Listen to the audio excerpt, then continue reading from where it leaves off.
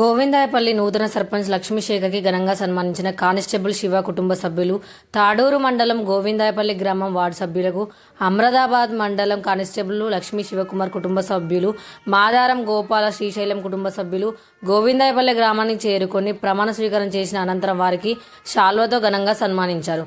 వారి వెంట కాంగ్రెస్ సీనియర్ నాయకులు ఉన్నారు. నూతన సర్పంచ్ లక్ష్మీశేఖర్ మాట్లాడుతూ, నన్ను నమ్మి కాంగ్రెస్ పార్టీ తరఫున ఎమ్మెల్యే రాజేష్ రెడ్డి, గ్రామ కాంగ్రెస్ పార్టీ పెద్దలు నాకు అవకాశం ఇచ్చినందుకు ముందుగా అందరికీ ధన్యవాదాలు తెలిపారు. ప్రమాణ స్వీకారంలో పాల్గొన్న ప్రతి ఒక్కరికి హృదయపూర్వక శుభాకాంక్షలు. నన్ను నమ్మి గెలిపించినందుకు నేను ఎల్లప్పుడూ సదా మీ సేవలో ఉంటానని, ఊరిని మీ అందరి సహకారంతో అభివృద్ధి చేస్తానని తెలిపారు. నీలమ్మ గారి ఏరియాలో సమస్యలు, వాటర్ సమస్య, విపరీతమైనటువంటి వాటర్ సమస్య, అది ప్రకృతి వల్ల వచ్చిందా మానవుల వల్ల వచ్చిందా తెలియదు, కానీ విపరీతమైనటువంటి వాటర్ సమస్య. ఎవరిని కదిలించినా కానీ నీలమ్మ ఏరియాలో నీళ్ళ సమస్యని చెప్పుకుంటారు. ఏ రకంగా వచ్చిందనేది మనకే తెలియాలి. యాదయ్యగౌడ్ ఏరియాలో కూడా మేజర్ పనులు, అంటే మన గ్రామానికి ఏవేవైతే అవసరమో అవన్నీ కూడా యాదయ్యగౌడ్ సర్పంచ్గా ఉన్నప్పుడు పూర్తి చేయడం జరిగింది.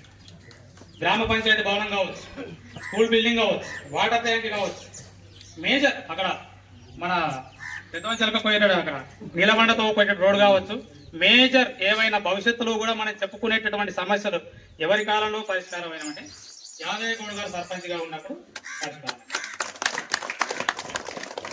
తర్వాత రామలక్ష్మమ్మ గారు వచ్చినప్పుడు కూడా అయ్యగారు చెప్పినట్టు జాతరలో పెద్దమూడి ఇక్కడ ఉన్నటువంటి వాటర్ మొత్తం, డ్రైనేజ్ వాటర్ మొత్తం కూడా ఊరు బయటకు తరలించే కార్యక్రమం. అప్పుడు గవర్నమెంట్ తీసుకున్నట్టు నిర్ణయం ప్రకారం శ్మశాన వాటికి కట్టేవాల్సి వచ్చింది ప్రతి ఊర్లో కూడా. చెత్త డాక్టర్ విషయంలో కానీ ఇలా ఎవరికి సమస్యలు ఏ పీరియడ్లో ఎవరు గ్రామానికి ఏ సమస్యలు ఉన్నాయో వాళ్ళు తీర్చడం జరిగింది. ఇప్పుడు ఈ బాధ్యత గ్రామ ప్రజలు ఇప్పుడు వచ్చే 5 సంవత్సరాల్లో ఏ సమస్యలు ఉన్నాయో అది నన్ను నమ్మి నాకు అప్పచెప్పడం జరిగింది. నన్ను నమ్మినటువంటి గ్రామ ప్రజలకు, నన్ను నమ్మి నాకు చాలా పెద్ద అవకాశం ఉంది. మామూలు విషయం కాదు చెప్పుకునేది. నాది చాలా చిన్న వయసు అయినా సరే గ్రామస్తులు నన్ను నమ్మిరంటే నాకు చాలా బరువు పెట్టారు నా మీద. నన్ను నమ్మిన ఏ ఒక్కరికి కూడా గ్రామస్తులకు అన్యాయం చేయకుండా, పార్టీలు అసలు నా దృష్టిలో పార్టీలు అనేవి ఉండవు.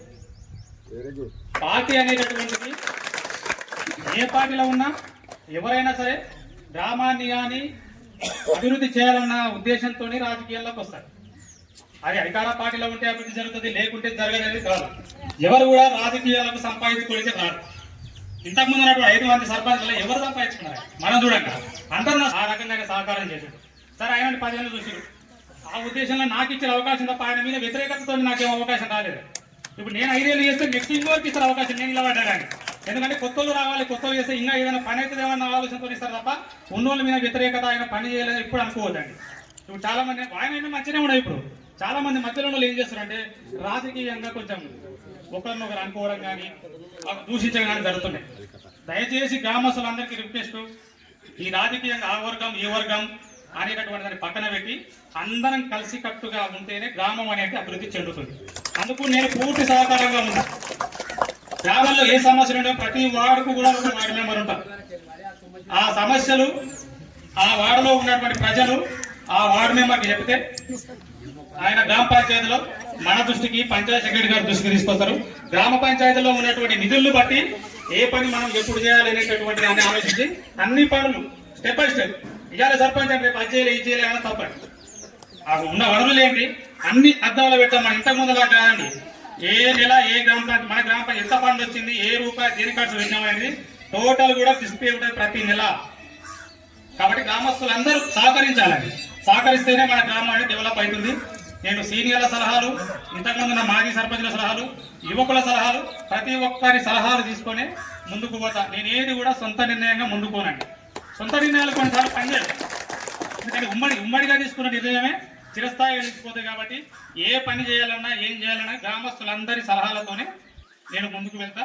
నన్ను నమ్ముకున్న ప్రతి ఒక్కరి కూడా, నన్ను నమ్మి నాకు ఇంత పెద్ద బాధ్యత అప్పచేసినటువంటి గ్రామస్తులందరికీ కూడా పాదాభివందనాలు తెలియజేస్తూ ముగిస్తున్నాను. అందరికీ నమస్కారం. నాకు మీరు అందరి సహకారం వల్ల నేను ఈరోజు ఈ స్టేజ్ మీదకి వచ్చిన సర్పంచ్ని. అందరికీ మరొకసారి ధన్యవాదాలు.